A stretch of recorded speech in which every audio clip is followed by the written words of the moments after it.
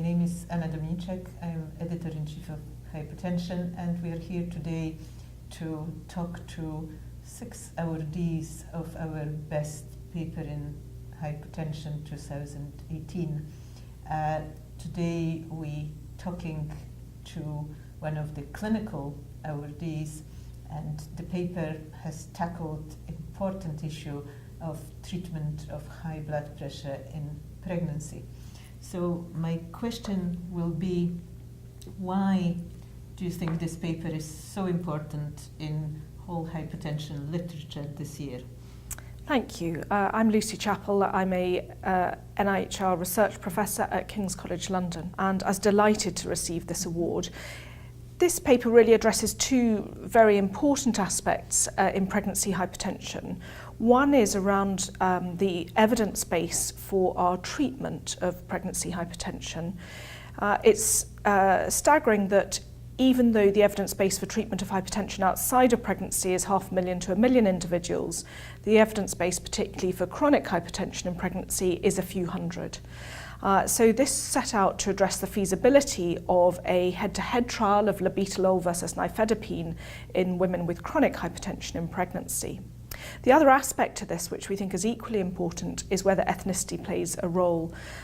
We know that outside of pregnancy, first-line treatment is determined by ethnicity, but this aspect hasn't really been taken up in pregnancy hypertension, and we wanted to examine that. So we undertook a randomised controlled trial head-to-head of Labetalol versus Nifedipine in 114 women with pregnancy hypertension. And our colleagues who don't do pregnancy research might think that this is small, but that of course is not true.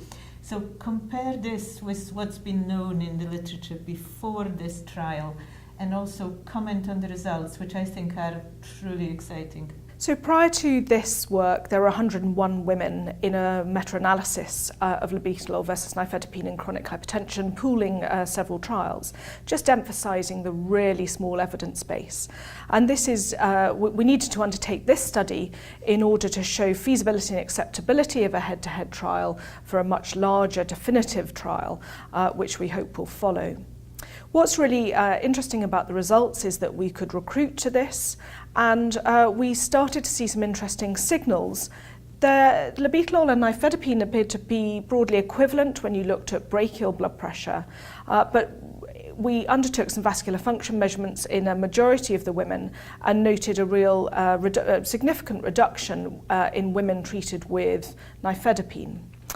Interestingly, from the ethnicity point, there was a greater reduction in non-black women treated with Labetalol, and that just gives us a hint that stratifying by some measure of ethnicity might be important. There is, of course, quite an interesting difficulty with how ethnicity is assigned, perhaps by the self-report, and given our admixing in many populations, we're also investigating genetic determinants of ancestry as an alternative means of looking at this. So what's next?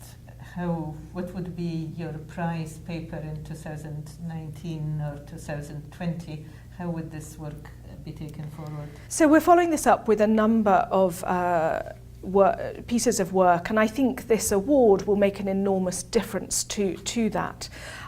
We are planning the definitive trial, probably around 1,000 women, again focusing on women with a mixture of ethnicities so that we can really start to disentangle not just the effects of Labetalol or Nifedipine, but whether we should be considering ethnicity as an important factor.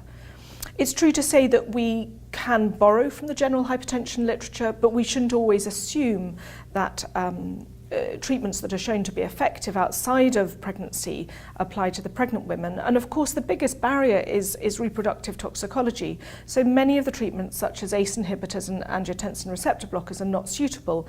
And that's really why Labetalol has come into its own as a treatment.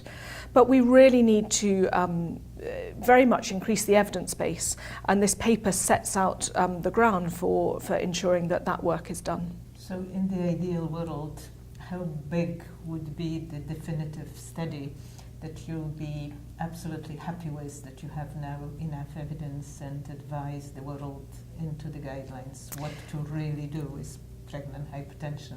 I think it's likely to be in the range 1,000 to 1,500 women. That is still small in comparison with many of the outside of pregnancy literature. But that would be such a substantial study in the pregnancy literature, absolutely drowning out all the other work. So I think that would be significant, and also be sufficiently large to address the concept of an ethnicity.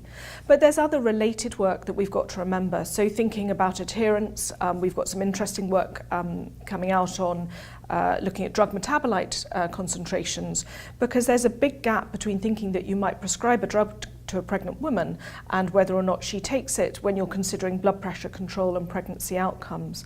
So this is just part of a bigger jigsaw that both at a clinical level and at a research level we need to consider.